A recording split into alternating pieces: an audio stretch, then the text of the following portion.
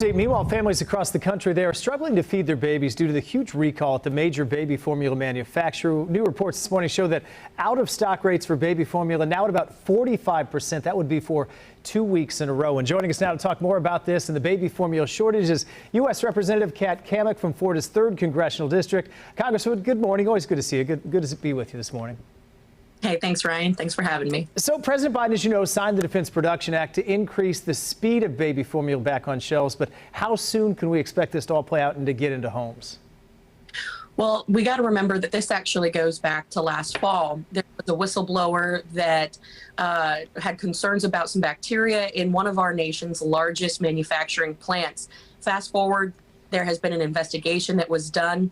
The FDA and CDC both came out with statements saying that there was no connection between the manufacturer and the bacteria that was found to have killed tragically 2 infants across the country.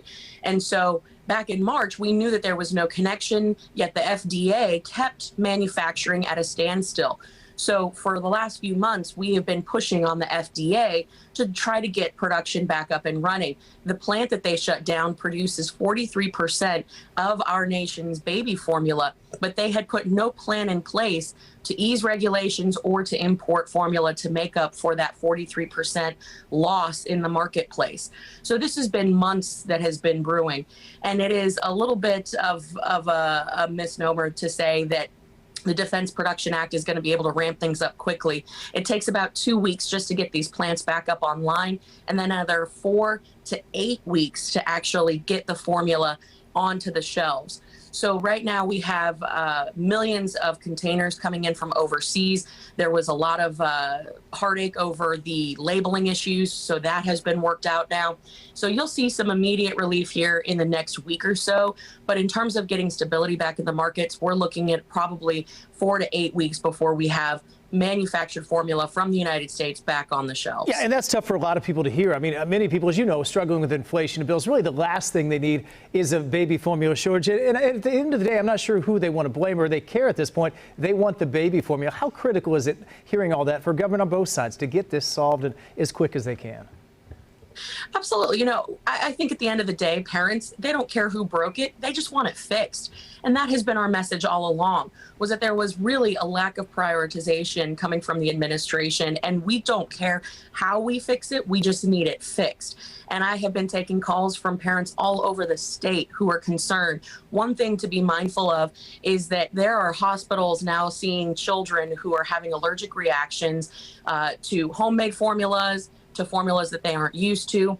So really, there is quite a concerted effort amongst legislators to get the specialty formula in the hands of parents who need it. So reach out to your local member of Congress. They can help you connect with the manufacturers directly. That's one way we can get this specialty formula in the hands of parents who need it. But also, let's band together, not as Republicans versus Democrats, but as Americans.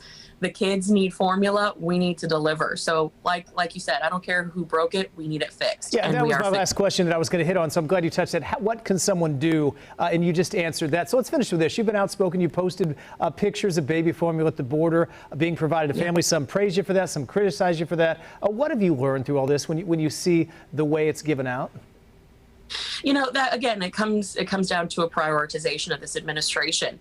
When I heard that there were stockpiles of baby formula at the border, it was something that actually shocked me, because we had been seeing this shortage of formula in our local stores across Publix, Winn-Dixie's, Walgreens, you name it.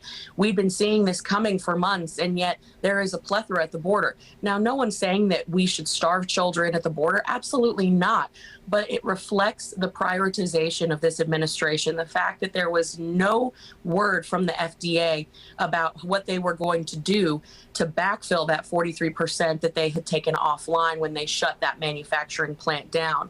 So I think that it really highlighted that we have a problem at the border. We have a problem with our supply chain, and that we, again, not as Republicans or Democrats, but as Americans, we need to focus on fixing the problem and putting our American kids first. Yeah, so, and that's what a lot of families want to hear out there. I mean, they need it desperately, and they know it's going to take some time. Congresswoman, always appreciate your time. Thanks for coming on. Have a good day.